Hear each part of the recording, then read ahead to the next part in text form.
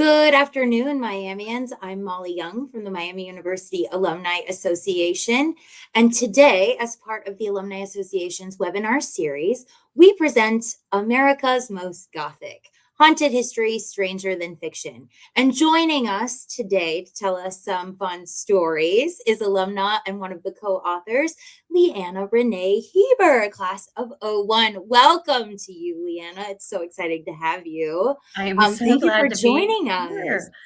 Thank you so much. Awesome. Thank you for welcoming me here with open arms. I'm here on campus as we speak. I'm here in the Merstein Alumni Center.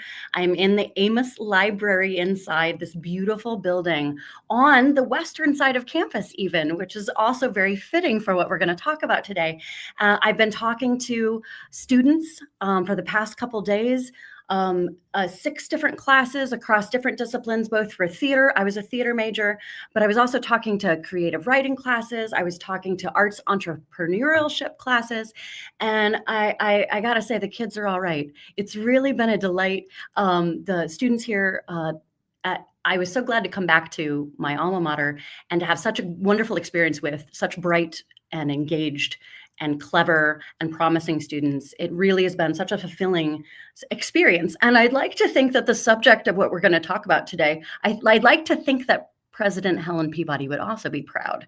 So we'll get into her story, because one of the reasons why I wanted to involve Miami in my book tour is because I have an entire chapter about President Helen Peabody and her experience as the principal, the leader of what was the Western College for Women, and Peabody Hall, which is still standing, which she still haunts. So yes, this is a book of ghost lore, but it's also a book about history. It's a book about where history, real history, intersects with ghost lore. And I'll go into the premise of this in a little bit. Should I jump right in to start some slides for you? Yeah, I think you can jump right in. I did want to remind the live viewers Yes. that if you have questions, comments, thoughts, experiences that you would like to share with Leanna or the other viewers here in general, you can do so by clicking the Ask a Question button underneath the video. And with that, I'm going to let you kick it off, Leanna. So I'm going to take myself out of here and you can rock on. All right, let's share some slides here. Okay, so I'm going to bring in.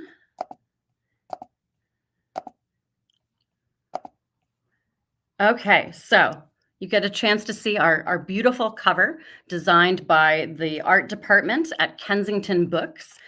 Kensington and the Citadel imprint has expanded distribution through Penguin Random House, and they've been wonderful to partner with. And this gorgeous hardcover has a wonderful picture section through it. However, I was very limited to what pictures I could include in the book about Helen Peabody. The book is about many different people, so you all get to see a lot more about Helen Peabody than I was able to put into the book itself. But before we get started, how does Helen Peabody relate to Gothic literature? What's this connection? What's the angle here? So Andrea and I were both ghost tour guides in New York, and I was approached after one of my ghost tours years ago at this point, and saying, Leanna, I love your fiction. At this point, I'd had 15 fiction novels out. But an editor who's familiar with those came on my tour and said, but I love how you are so passionate about ghost lore. So what about a nonfiction about ghosts? And so we did, and it did pretty well. It's called A Haunted History of Invisible Women. And that book did well. And so Kensington said, all right, well, let's do another one and let's take another angle, because you have a lot of interest and focus in Gothic themes. And the Gothic genre is having a real resurgence right now in publishing, in popular media. So that's our angle for this book, is exploring stories, ghost lore, folklore, urban legends through the lens of Gothic literature. So what do we mean by that? So we'll do just a brief moment here to explain the historic context of the Gothic, and then what that means for us and how we're framing it in ghost lore persisting to this day. So literary scholars have noted Horace Walpole's Castle of Otranto, 1764, as the first Gothic novel. The genre has enjoyed a rich, often, very often, female-authored history from there. Gothic literature places its finger on the pulse of the anxieties of the age in which it's written.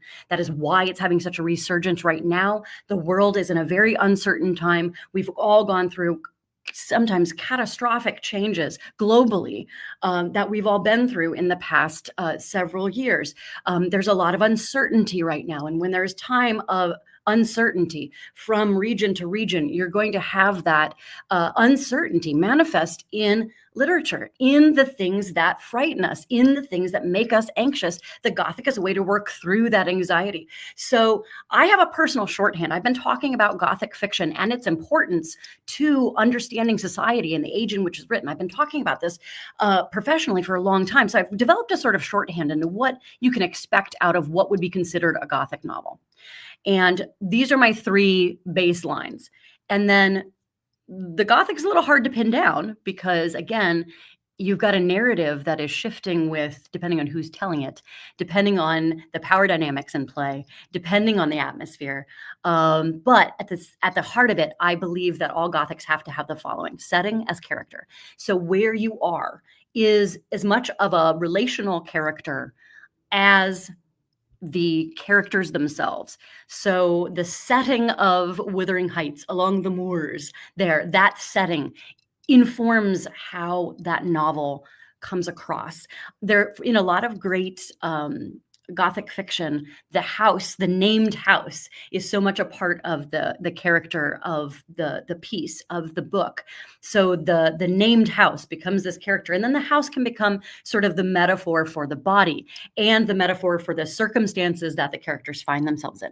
Now you have to have psychological focus because the Gothic is really focusing on your senses, on your sense of awareness of what is happening around you, and are you in fact able to trust your senses. That's a big part of both a ghost story and of Gothic literature. And number 3, dread is the engine of the Gothic. So rather than this being a genre that is constantly action-packed and, fight scenes or fantastical things all the time, or it being really, really driven by nonstop plot action, the dread of what might happen is what is propelling the Gothic. So it's very often a much more creeping, slow burn. And that testing of the senses goes along as you go. And a master of this, even in a short form, is, of course, our great American author, Edgar Allan Poe. We begin the sections of our book with a quote from Edgar Allan Poe to kind of get us in the mood for this. So atmosphere is key, power dynamics are in play, and the narrative. That's a big deal. Who's telling the narrative and why? But the Gothic as a genre, it's as adaptable as it is complex, and by its very nature, it does defy strict confines. It grapples with who controls the narrative and why and for what purpose.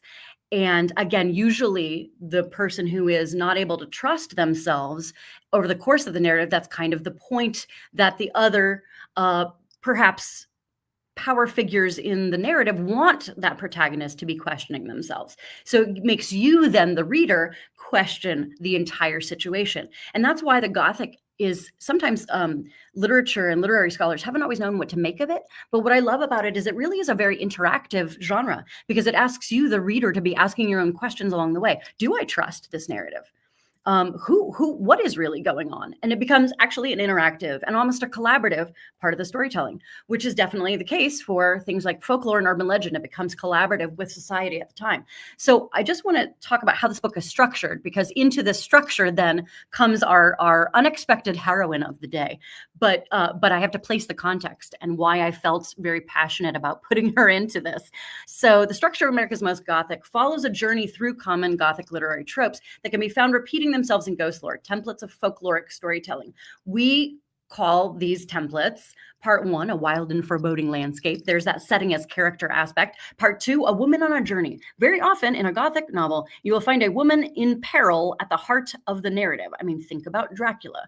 Mina Murray, then Harker, becomes a focal point after her best friend, Lucy Westenra, is beset by a vampire. And these women are in peril, and then they have to figure out how to solve it. And Mina Harker ends up really doing doing that herself. But the journey is at the center. The woman is in peril. And so you have that great, in the 70s and 80s and early 90s, you had some of those great women running from houses books. That's sort of what they became known as, where you have a woman in a nightgown with a candelabra, hair flowing, fleeing a house. Now, with the first Gothic novel happening in the 1760s, and then a lot of great Gothic fiction happening after, a lot of it written by women through the 19th century, you can understand that a woman running from a house is actually a radical act. That's actually a political statement, because domesticity was really being foisted on women as, this is your place. This is where you have to be. Well, what happens when that's dangerous? That's why the Gothic is asking sometimes very radical questions of all folks who are in a position of potential oppression or limited abilities in their life. So part 3, we have the haunted house. So the haunted house is very usually a focal point. And again, the house can be metaphor for the body, and all of the constraints around it. So part 4, the hidden chamber, because if you've got a haunted house, there's going to be something hidden in the walls. There's going to be secrets. The whole idea of the Gothic, again, it's who's telling the narrative and why, and who has the power dynamics. But a lot of times those power dynamics are trying to keep something that's secret or hidden or buried and secret. But inevitably, the Gothic posits that whatever is buried or whatever it is secret or whatever is hidden will not remain hidden forever. It will come back to bite you, sometimes literally. So the haunted house, the hidden chamber, these are all in relation to one another. They're all acting around one another. Part 5, a mysterious omen. Usually there's some kind of cryptic thing that happens, a symbol, an animal, perhaps, a mysterious person who says something that the main characters later think about as, oh, actually that was a warning. A spirit that is seen. Usually is a mysterious omen. If you think about going back to Hamlet, the mysterious omen is the ghost of Hamlet's father warning him that he has been killed and setting Hamlet on his own journey through the course of that narrative. So there's a great deal of Gothic tropes that go back even further than what was known as Gothic fiction. So part 6, an open crypt, because, being buried alive, that's been a long time human fear for a very, very long time. And it really was made absolutely palpable in the 19th century with tuberculosis patients and other patients who would succumb to comatose situations and fevers and various things where pinpointing a cause of death or when a body was actually dead was of an imperfect science throughout a great deal of the 19th century. So fear of being buried alive was a part of a great deal of horror fiction and Gothic fiction. And of course, we think about this idea of being buried alive, going back to Edgar Allan Poe, we think of The Fall of the House of Usher. And again, that woman who has come forth, she was buried alive. And now she is here to haunt and to be the ruination of this house, and to undo all the damage that's been done in truly a catastrophic way.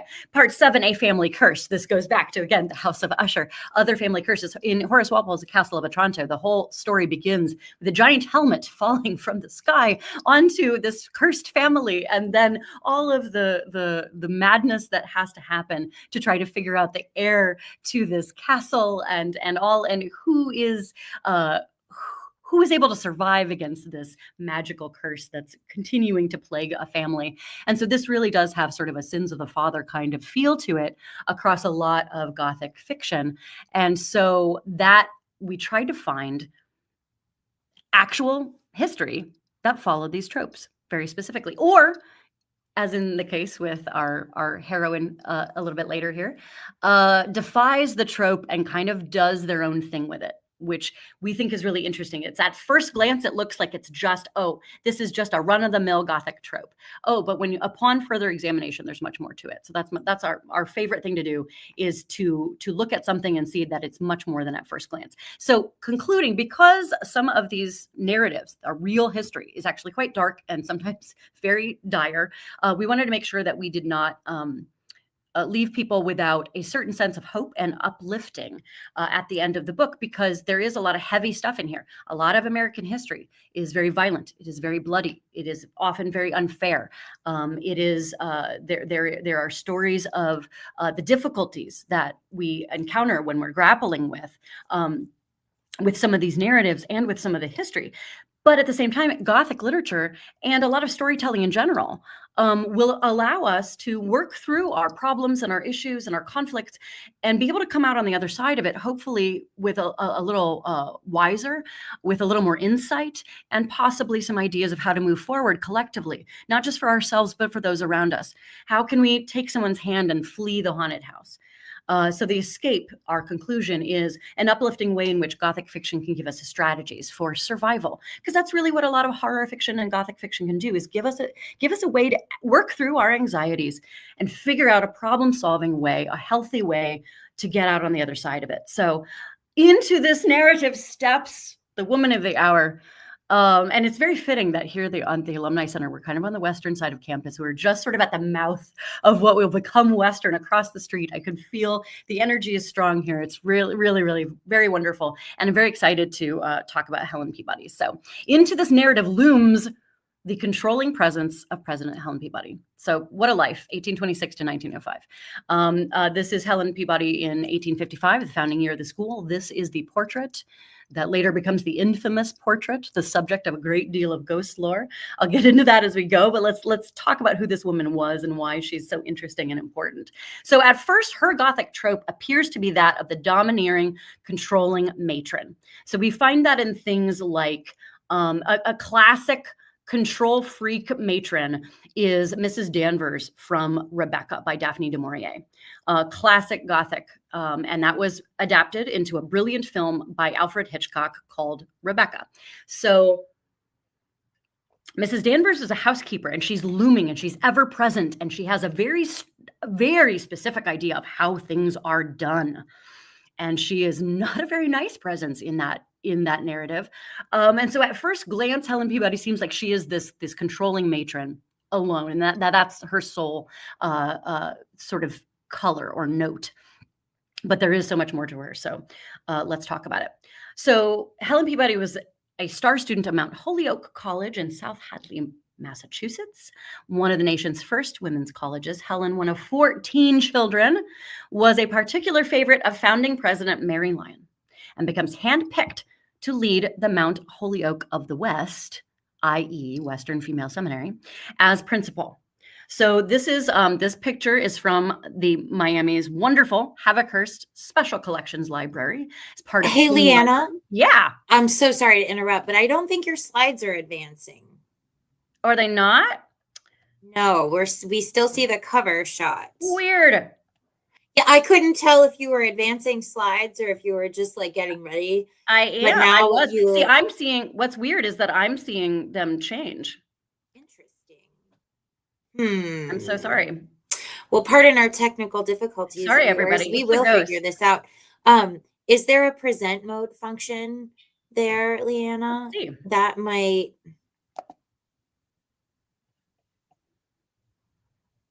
If you share your screen and then use the present mode inside, whatever, I think is that a PowerPoint you're using? I can't tell. Sorry, friends. This happens. All right. So I see the Gothic as a genre. I think you've already maybe talked about that. Yes, one. I did. Are you seeing it advance now? No. Weird. Helen, what are you doing? Go down there to the little over to the right. It looks like a little something, TV on a stand or something. That might help us. I mean, we got to know what Helen looks like. That's what I had done to get here. Face to a name. These technical difficulties, funnily enough, when I do these presentations, they happen very often because ghosts like to mess with technology. I was gonna say, it really does happen. So let's see. Are we seeing Helen yet? At the stage. There's Helen. There we go. Okay. Are you seeing her again? I see her. I see your that original slide that says intro. Okay. You're seeing into the narrative, but it's not advancing? No. That's so weird because it was earlier. Interesting. Oh, I wonder if, what if I, are you seeing the 1848 picture yet? Yeah, looks like it. The one that's more sepia toned. No, that's the first one. So Oh. let's see here. I'm using the advance. Yeah, it won't let me advance for you either.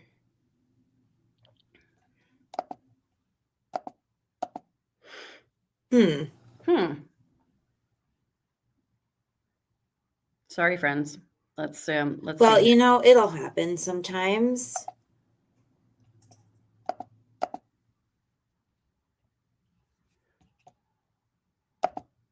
Okay, I'm going to stop sharing for a second and see if we Okay. can try to get.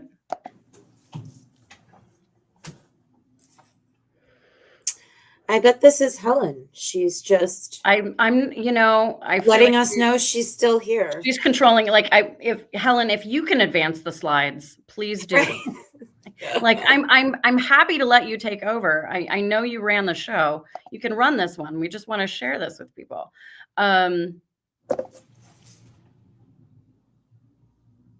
Are you seeing the younger Helen yet?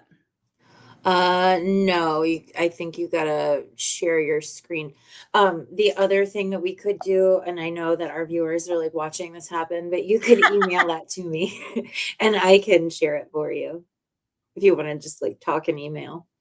Yes, I can also do that. Let's see. I mean, I can't walk and chew gum at the same time. No, So you you know, can walk and or talk and email. Are you seeing her yet now?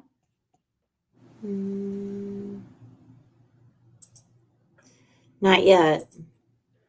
Okay, well, let's see. I will email you the PowerPoint. Oh, well, I see her black and white photo. Yes, that's what I'm looking for.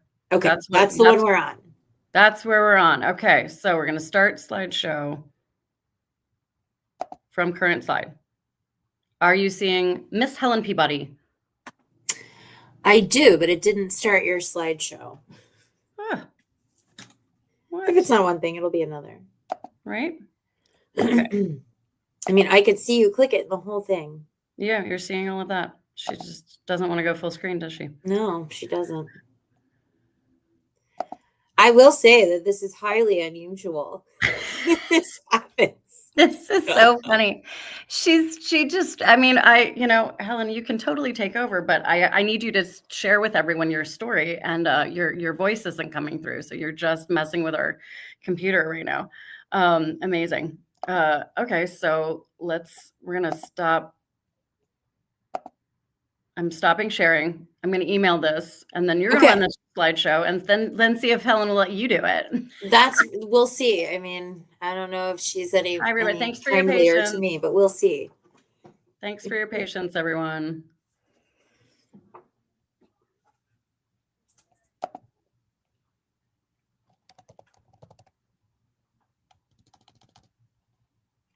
Oh, Michelle did leave a comment. She says, try sharing your desktop versus your screen, which I mean, it could also be a good idea. I'm not very tech savvy myself either. It's much more about crossing my fingers and hoping things work. Yeah. I mean, there's a reason why I spend a lot of time dealing with things in the 19th century. A whole different set of problems. Right.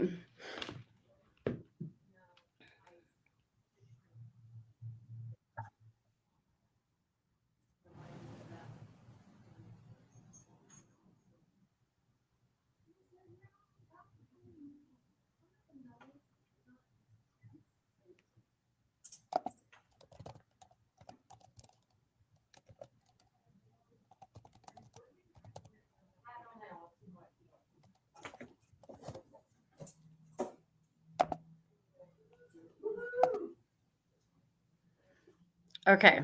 Did that come through to your email yet? All right. Let me refresh.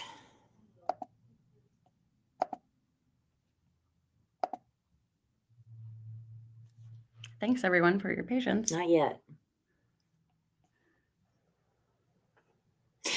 Yeah, I'll say it again. This is highly unusual. I suspect this may actually have something to do with one Helen Peabody. I know, it's if you talk about her, see, I think she may not realize I'm trying to do this respectfully. She's had a lot of people sort of try to rile her through the years, and so I think very often, whenever she has been invoked, it has not always been. It's been more to sort of like stir up her spirit. So she's probably just a little leery. I mean, understood. She might be a little weary about us, right? That's very fair. That's very fair. Okay.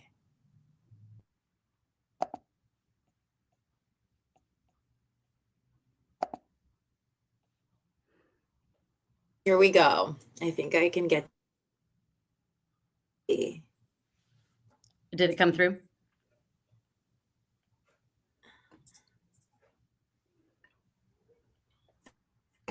I hope. Okay, it's loading. I've got a little spinny thing here. Something's happening. Okay. Something's happening. All right, friends. I think we've got this.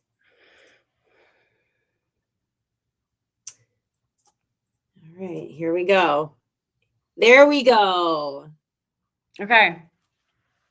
How's that look? So I see right. I see us just fine. This is great. I'm going to advance. Okay. There we go. We're going to go to this Okay. house. All right. You just tell me when to advance and I'll go. Very good. So, okay. So wonderful. So we're back to business here. So thank you, Miss Helen Peabody, for at least letting us do things the proper channels. It must be like, she must see you as the authority figure, Molly. And she's like, the authority figure needs to be running this. Someone knows then. Who is this? Who is this? Who is the student running the show here? So, all right, Miss Helen Peabody. This is her when she was at Mount Holyoke. So she was a star student of Mary Lyon. Mary Lyon founded Mount Holyoke, and it was one of the first women's colleges, founded in the very early 1800s. And so the Helen Peabody was in kind of the first wave of these new, very intelligent, highly educated women, and the differences in what Mount Holyoke was trying to do is that these were not finishing schools.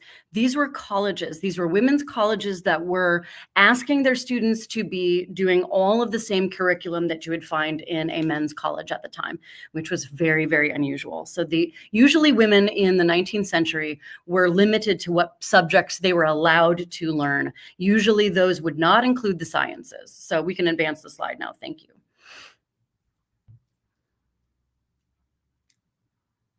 So this is Peabody Hall in 1905, the year it became Peabody Hall. It had been Seminary Hall before. So Western Female Seminary opens in 1855. It becomes Western College for Women in the 1890s.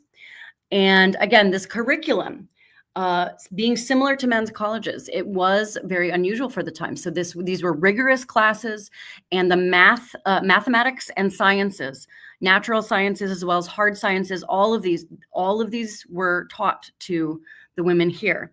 And one of the other unique things about Western, and again, this was, as we know, Miami was founded in 1809. So the men's college across the way had been extant for quite some time at this point. And so these were hardworking colleges with very intense curriculums.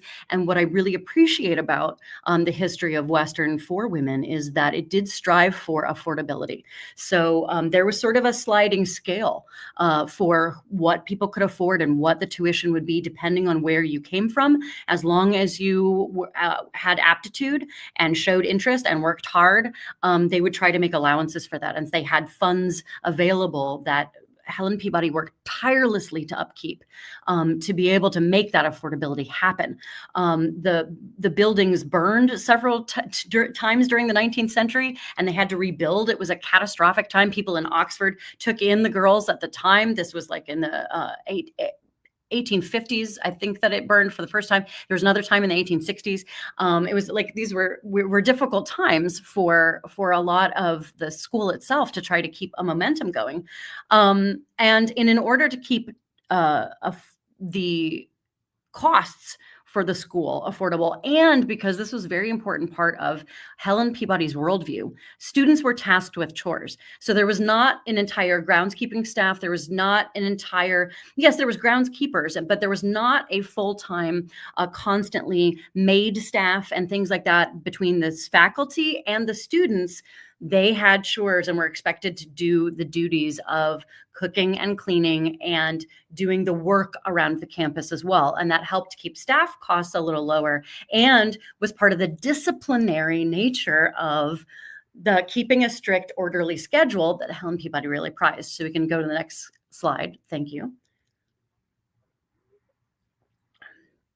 So, okay, so here you have a sense of why Helen Peabody got a bit of a reputation for being a bit of a control freak. And again, I do think it's very funny that I think she had, her spirit must have had an issue of like, there are strict ways in which things are done and how information is given, which was, I think, our technical hiccup here. It's very funny. So the 76 wishes of Miss Peabody here is, this was recorded by from the Notebook of Nanny Mills, class of 1862. And these are some intense ones, some of which are absolutely just practical, logical, and other things that are just a little bit more particular in preferences. So it begins with, the girls will bathe in cold water every morning. So it's almost military in its nature. There's no frills. There's no luxury here. It is absolutely focus on everything. It is a certain amount of Christian austerity. Helen Peabody was ardently, passionately Presbyterian, and devoted her entire life. She never married. When she passed away, she had a bunch of nieces and nephews. They got some knickknacks and some trinkets, but then everything else in her estates went to the Presbyterian Church. So she was basically like almost like an educational clergy member, really, herself. So with all of these, I adore that there's one, never put your head out the window. Very impolite. I love how it's just that there's just a space down there. It's like right at the bottom. It's number 72. Never put your head out the window. Very impolite. So you just have this sense of like her having a very, very specific idea of how the world should work and that everyone should be mannered in doing so. So we can advance the slide. I'm not going to go through all 76 wishes. So is her ghost lore as a man-hater accurate? Because this is also a part of this narrative that's been constructed about Helen Peabody through the years, is that she was a control freak and that she was a man-hater. And it's not that simple, not at all that simple. She was not, it was not, she did not detest men.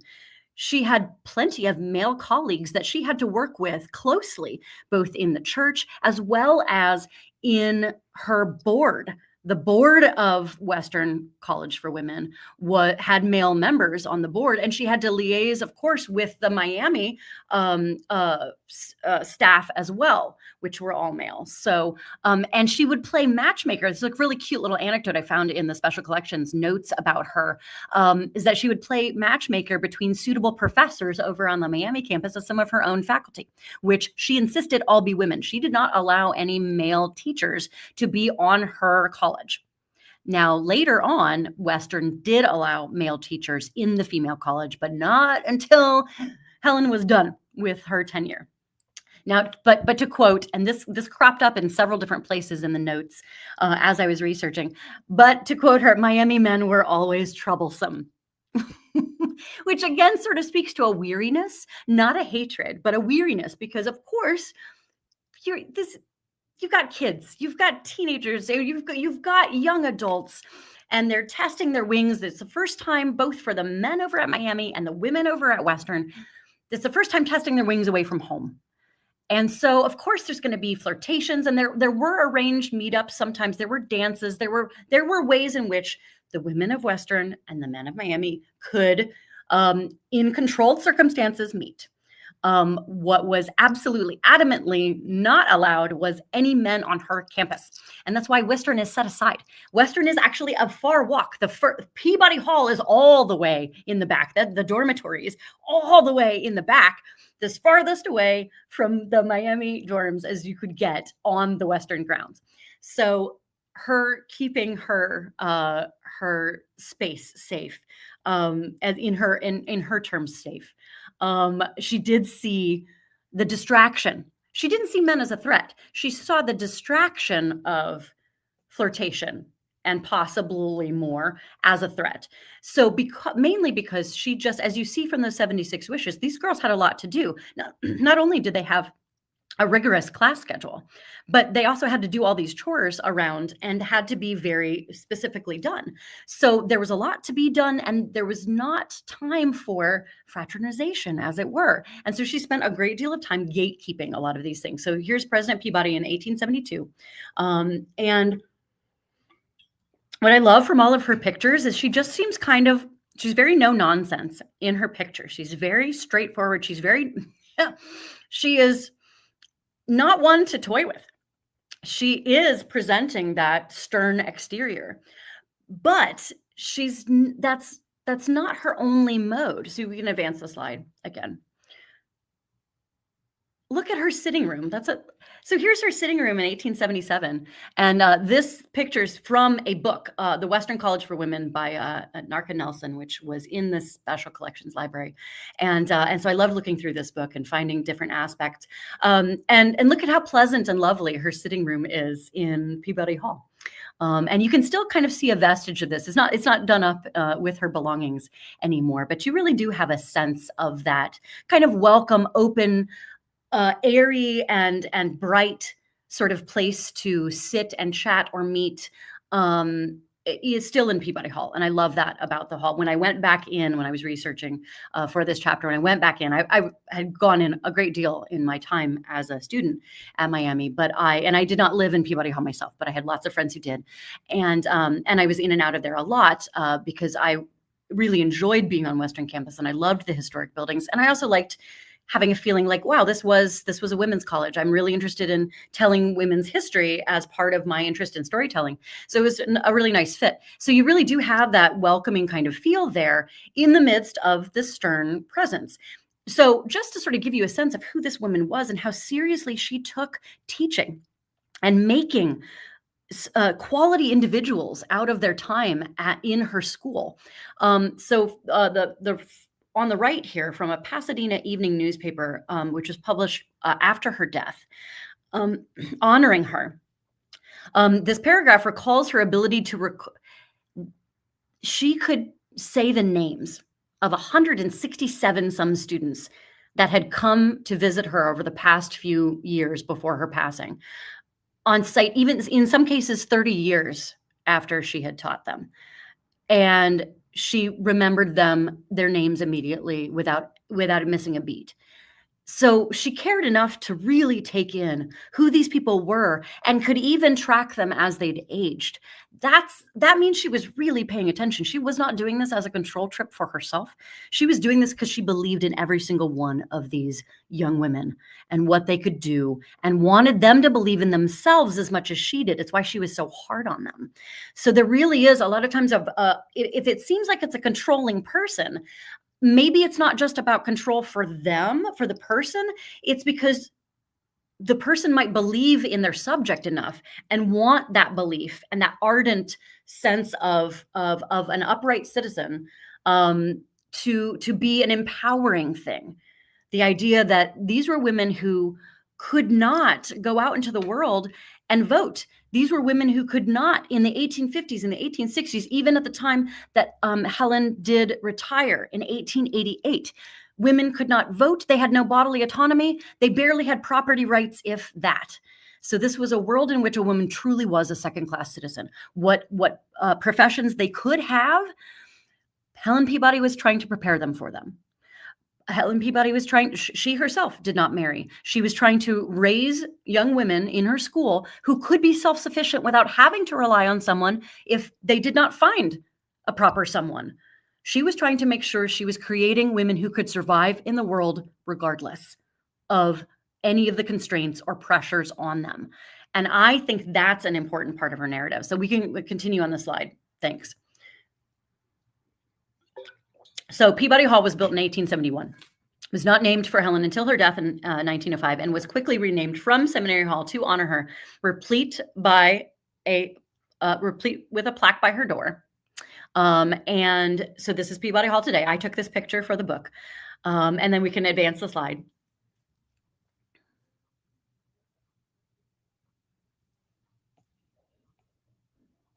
Yep, we can advance the slide again. Thank you so much.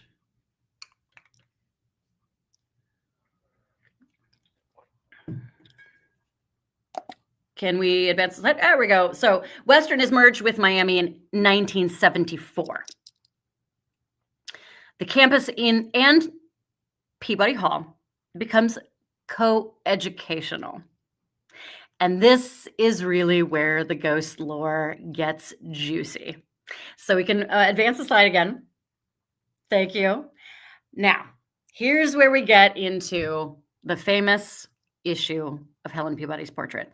So this is the infamous portrait. So this picture is also in the book. I took this picture so that you had a sense of this is at the end of the front entrance hallway. So you walk in Peabody Hall, you walk down this long entrance hallway, and there you are faced directly with that very no-nonsense 1855 picture of Helen Peabody, who is looking at you from this frame, and it's as if she is just saying, you know, just try it.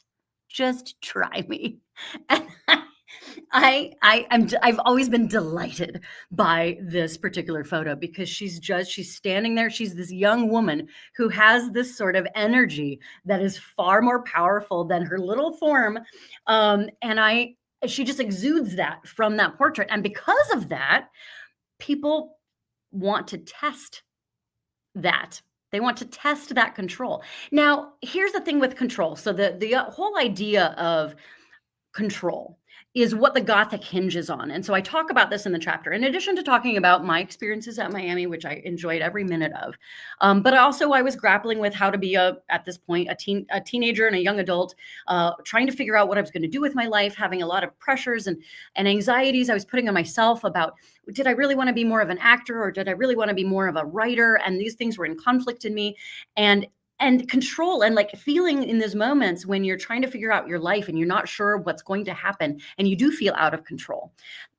Testing one's boundaries, testing the waters, having your own control and autonomy for the first time. This is what college students, if they've left home, are dealing with for the first time. So the idea of a stern presence who is not your parents or is not a caregiver, this is something that for the more rambunctious people, they might want to test these boundaries, test these water, test the control figure as they're exerting their own sense of self.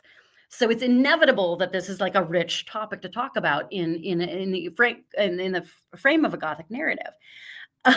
So now let's talk about her ghost story. So, and we can stop sharing screen now because I'll go full screen to tell you my favorite part of this ghost story. So now I had heard ghost stories about Peabody Hall from the minute I landed on campus because I just seek out ghost stories. I mean, my earliest memories are telling ghost stories to my Girl Scout troop when I was a kid. So I've always just leaned in. Like, it's my favorite thing it's my favorite topic of conversation of like, oh, anybody know a good ghost story? Great. So Helen Peabody haunting Peabody Hall. This is a famous one. People who don't even go to Miami are like, oh, I hear Peabody Hall's really haunted. So her lore has spread. And so freshman orientation, there was like some campus guides who were leading us all around. And of course, it's fall. So they're telling some ghost stories because they know that'll get people's attention. And we heard a bunch of different ones around the campus, but it was Peabody Hall. I was like, no, that sounds like that's legit. These other ones, I'm not sure. These other ones sound a little bit too patent. They sound a little too orchestrated, like they're just the urban legend stuff recycled. But the Peabody Hall thing was really specific.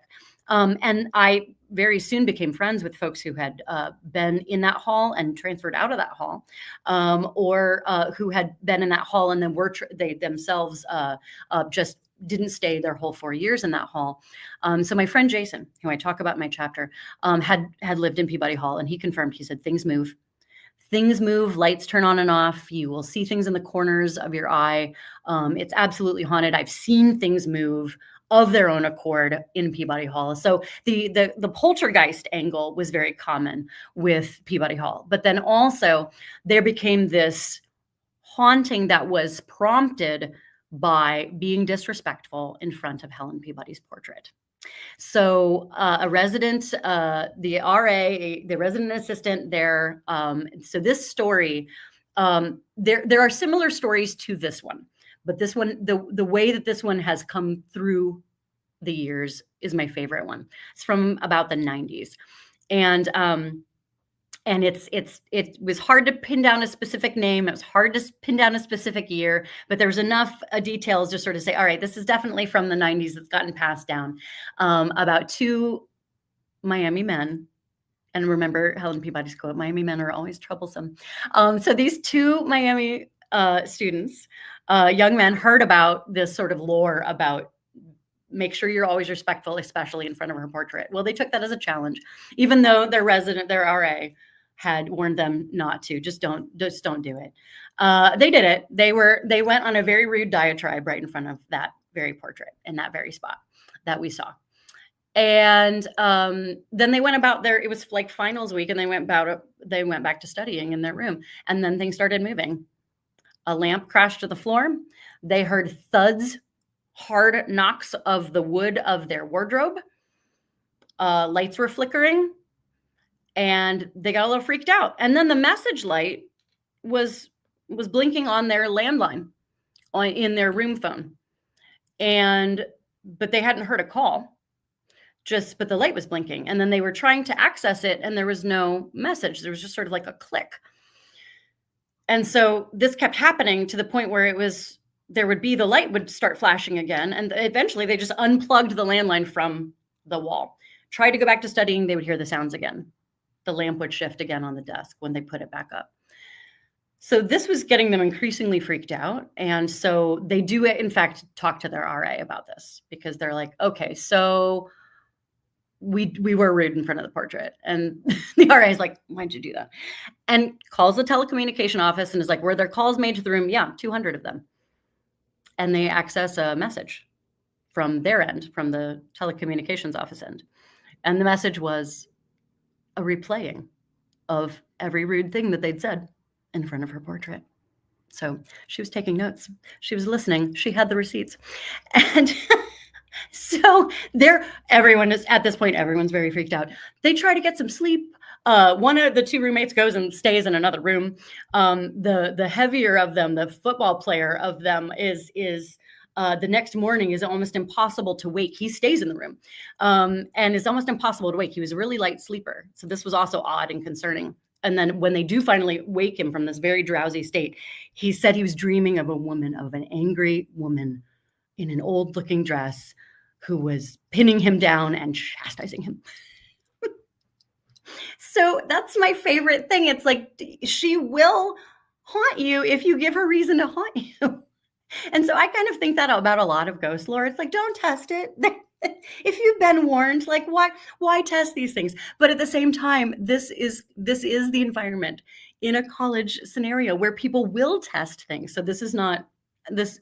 Please don't like rile her up, because I'm trying to just like talk about how she was also very cool and interesting, and as an educational leader. So please, Miami students, don't take this as a challenge. And so we can go back to the slideshow just for our last wrap up here, and then I can take some questions. So yes, that's the infamous portrait that you'd best behave in front of. And I'll just give you all a little bit of contact for our final slide is just basically I want to just kind of like put a button on this. To simplify Helen Peabody's narrative into one of overbearing control and misandry is to deny her historic leadership role as a leader and foremother. She was strict because she believed in her students and their possibilities so passionately. Still, you better be on your best behavior. She is watching and listening. So again, I think there's just more to her. Because she cared so much about every single one of her students and her faculty. All of these things to me mean that there's just so much care that goes in there. And sometimes when you care very much, that is where that kind of controlling presence becomes entwined. And it's almost hard to know where that line is. In fact, it was her disciplinarian nature that ended up being the reason she did leave the college. She left in 1888 because there had been a student that she did not allow to graduate because she had misbehaved. And she put in an appeal to the board, and the board sided with the student and not with Helen Peabody's insistence that no, she misbehaved. She did not qualify to graduate. And they thought that Peabody was being a little too strict about it.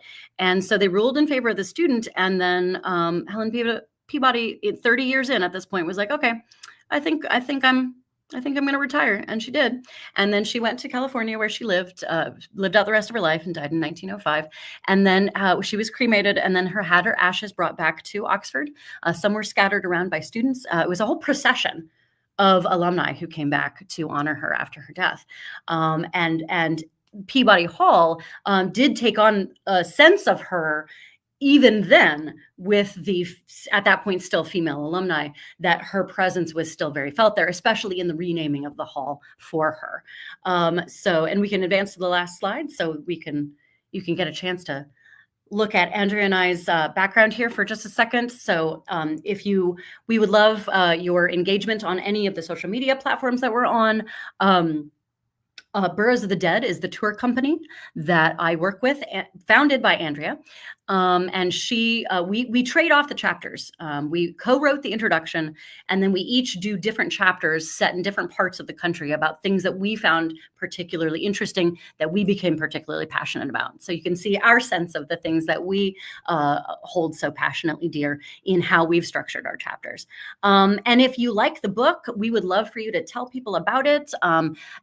Ask for it at your local library. Libraries buy books. The Miami was very kind and generous in buying some books for the students here. So I'll make sure that those who are local, I'll make sure King Library has some, and I'll check in with Lane Library as well. But ask for your local library and make sure that they have it. And it is available wherever books are sold. If you like the sound of my voice, you can hear me read my chapters to you, because the audiobook is narrated by Andrea and I. And the audiobook is available wherever audiobooks are sold.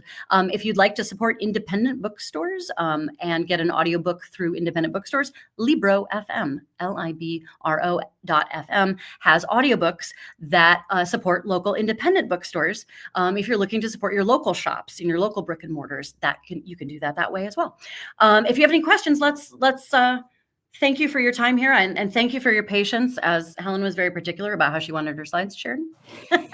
We can drop there. Yeah, please. Well, I think that was just a fun little dramatic addition. I mean, I was doing a talk in Buffalo, New York, earlier last week. And as I was talking about how ghost lore very often will kind of summon, when you're talking about and you're telling a ghost story, it will sometimes summon a spirit. As I'm talking about this, a rocking chair in the back of the store starts to rock. And I thought, well, this is great. I didn't have a special effects budget. That was just that. Thank you, Spirit World, for proving my point. It was pretty spectacular. So that is good and cheap special. Since the book has come out, I've talked to a few other Miami students and some lore. If we ever get a chance to do a second edition, I'll put in a couple of other things, because some of my friends had said, oh, I forgot to tell you this.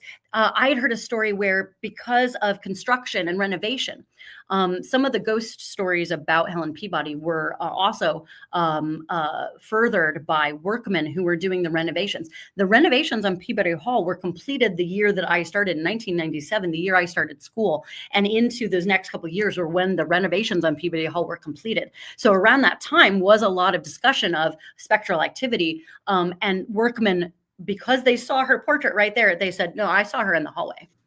So workmen were very aware that she was watching over the proceedings of her hall, making sure everything was going according to plan. And other folks had said that they had heard of sort of a half body because some of the walls were shifted a little bit. Very often, sometimes ghosts will tread on the exact paths that they were used to treading in life. And so if a staircase is moved, that's why sometimes you get half of a figure. If a staircase is raised or lowered, and in this case, half of a body because the wall was shifted a couple of feet. So I think those kinds of things are creepy, but kind of wondrous in the idea of the repetition. I mean, again, these are where people worked and lived and spent so much, very intense time at very formative times of life. So I love that can be part of a part of the discussion, the situational awareness of the ghost in its own environment. Man, I you kind of don't really think about like stirring up the environment in which something formerly lived, but I think that's a real interesting thing to keep in mind. It's been one of the most common threads through all of the ghost lore that Andrea and I research around the country, is that when renovations are done, workmen and folks, people who are like men and women who are redoing a space, that is when they will find very often the most spectral activity is happening, where they will say, and they're not necessarily focused on that. They're focused on working, which is why it lends a little more credence to that, because they're focused on something else and then they'll get distracted because they've seen something. Right. And so we have lots of instances of that where it's the renovations to a place that really kick off a lot of the most potent stories. So that is fascinating. Well, I have a couple questions. Yeah, great. That have come in. Well, I've got some comments and some questions. Great. I have one from Cindy, who was a resident of Peabody Hall in Tell me your story. 1977.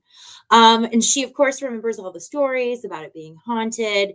And at the time that she lived there, the third floor of the building had been closed off, which sort of furthered this ghost lore that went with it.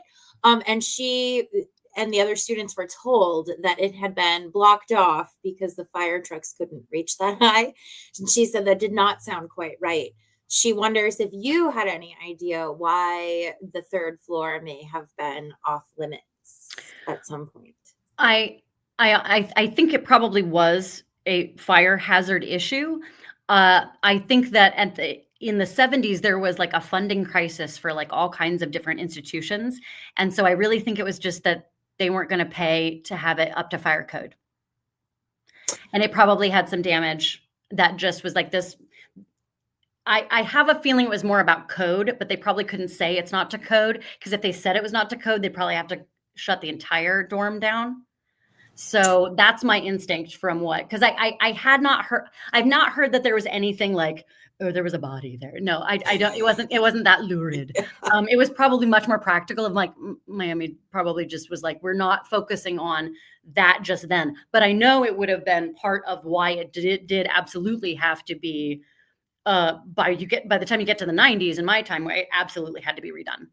And there was better funding at the time. Like there was, infrastructure in the 1970s across, like cities and small towns and stuff. There was a lot of budgetary concerns across the board for all kinds of infrastructure at that point. And educational facilities were not immune to that either.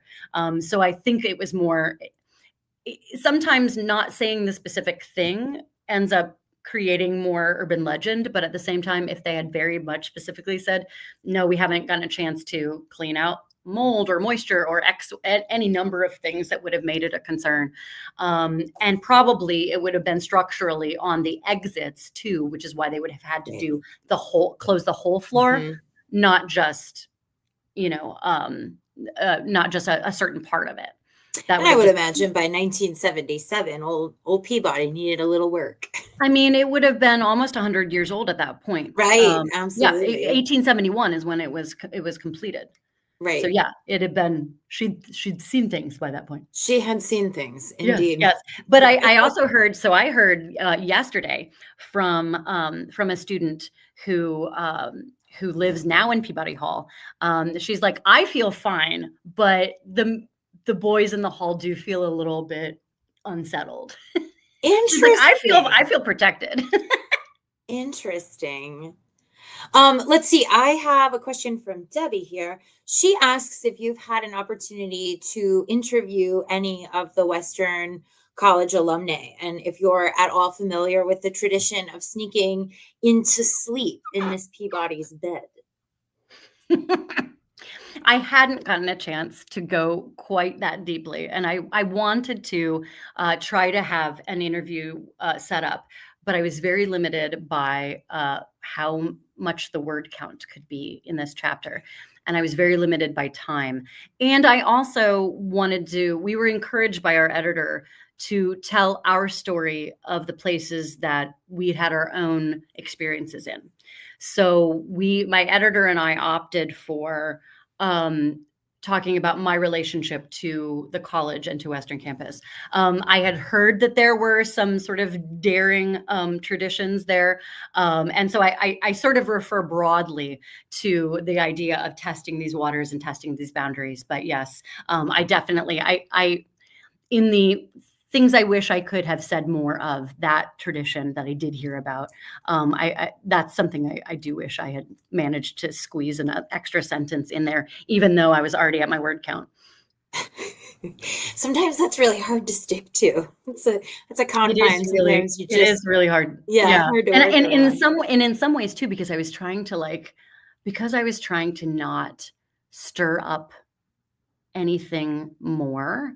I did stand in front of her portrait and I did ask for her permission to write this chapter. And so anything that seemed like it was potentially stirring more of the pot. So the idea of trying to sleep in her bed, I got a real strong sense that like, I can't include that, even though that's such a great detail, but I can't include that because she wouldn't want me to include it. But we can talk about it here, but I'm not going to put that in print. Smart. Well, there are certain things. If I have gotten a clear sense of where the spirit world wants its boundaries, I will try to respect them, even if it's a good juicy tidbit. That is a word of wisdom.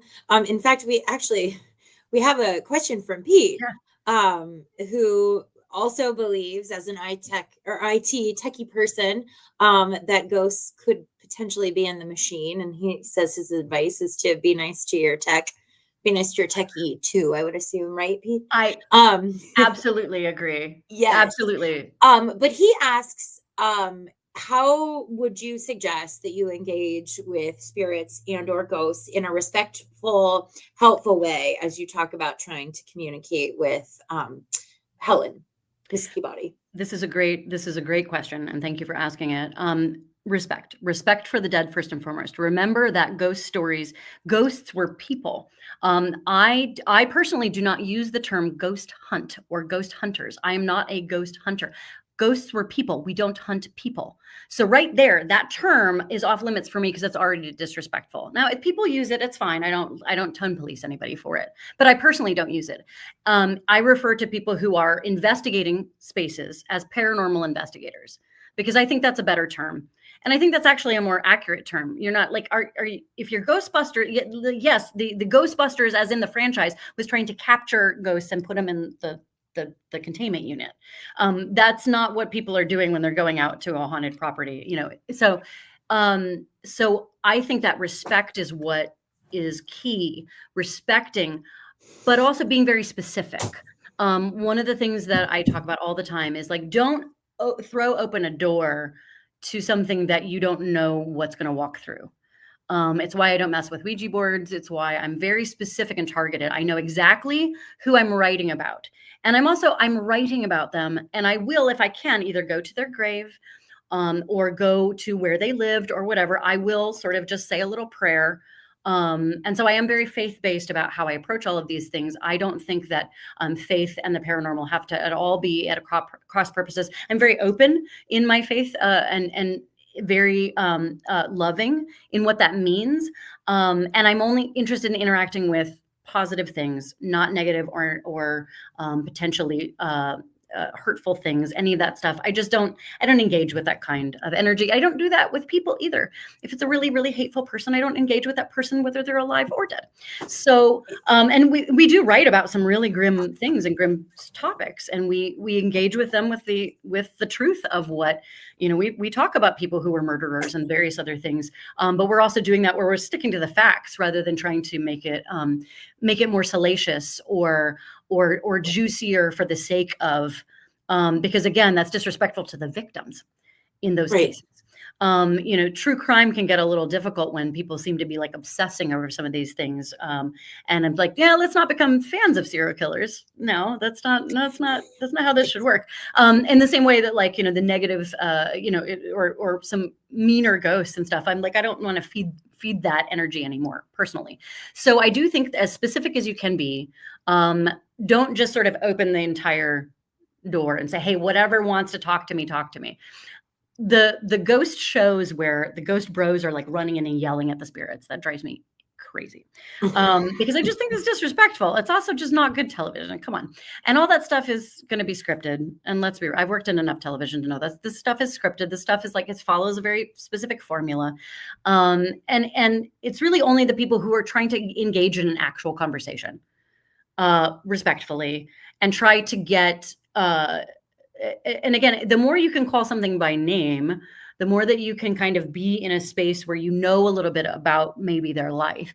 So I also think too, if you're trying to see if a place is haunted by someone or something, the more that you can know about what that space was in life, the more that you can do research, the more you are grounded in what you may be interacting with.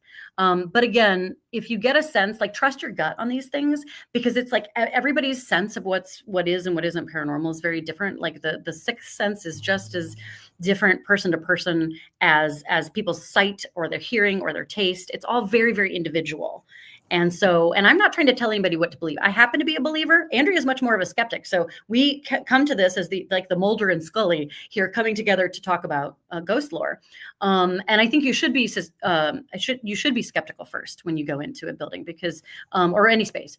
You should be skeptical first, because this right here is a very, very potent tool. The power of imagination is magnificent, and we will create a haunting very easily. And so go in with skepticism, because that will help you kind of determine whether you kind of just riled yourself up and created your own haunting in your mind. I swore I heard something or saw something. Yeah, maybe your mind created that. And you should, in fact, maybe ask and question your senses, which goes back to why Gothic literature can be so helpful, because it's just that's the whole part of the narrative, what really is and what really isn't true. And just basically know your own limits, and do try to have a sense that you're of protecting your energy, whatever that means for you. And that sounds very woo, but we're talking about the paranormal here. So trying to be true to your question, but also to respect your individuality at the same time as you want to respect the spirit's individuality. I've given a lot of advice to people who have been I know that there's something in my house and it's kind of freaking me out. And it's I'm hearing things at weird hours, and they bring these stories to me because they know I'm a believer. And also this is kind of I talk about ghosts for a living. And so they'll sometimes ask my advice, and I say, treat the whatever entities with the same kind of boundaries that you would the living. You can say to whatever's in your house, hey, if you're nice, you can stay. But if you're messing with my stuff or breaking things or scaring my kids, stop. You can say that, and that you can actually state your boundaries. And more often than not, that actually will fix things. A lot of times spirits just want to be acknowledged. A lot of the ghost lore that has tried to interact with me, a lot of the ghost entities or whatever it is that has tried to interact with me or has made a noise or has startled me, generally speaking, is just kind of wanting to be acknowledged. And once I do, then that stops and it's no longer frightening. So half the time it's just because it startles us, because it's something's happening that we can't parse out in a day-to-day way. It's not a being that walks. It's not a human, living human who walks through a door. Something is there that wasn't there before, and that's startling. And it is startling. And so I think that we naturally have a real hesitation about ghosts, because it's us grappling with our own mortality. Every time we're talking about ghost lore, we are grappling with our own mortality. I think that that's a beautiful thing about ghost lore, because it makes us kind of confront these ideas of death in a way that we're trying to get our heads around it. And the idea that there is a comfort in some ways that there might be something more. I think people get really worried that they would get trapped somewhere. So that's a real human fear about, oh, what if I become a ghost and then I'm stuck somewhere? Well, that is a conversation that people like me will sometimes have with spaces to try to, get to the heart of things. And some of why I write about spirits is to hopefully bring a little bit of justice if there wasn't justice in the world, Right. or to share the truth that Helen Peabody was so much more than just this domineering figure. There was so much more to her. And she was a controlling figure, but she also wanted the best. And she also was very good at her job. And she kept a school going against all kinds of odds, also throughout the entire Civil War, when folks in the Southern Ohio were worried about a Confederate attack at any point. And so there was a lot of concerns there too, that she was undergoing a whole lot of stress, but she never really let that out on students. She just wanted the best for them, and she did want them to be respectful. Well, Leanna, thank you so much. I think that's really good information. Sort of the rules of engagement in life are fitting for the rules of engagement in the afterlife. Just to be respectful of everybody's time, we've been 10 minutes over. Yeah, so thanks. Leanna, this has been fantastic. Thank you so much for joining us. I hope to have you back. Thank you again for sharing your book with us. And as a reminder, you can see a recording of this webinar later today on alumlc.org/MiamiOH. Thank you all for joining us. Love and honor. Love and honor.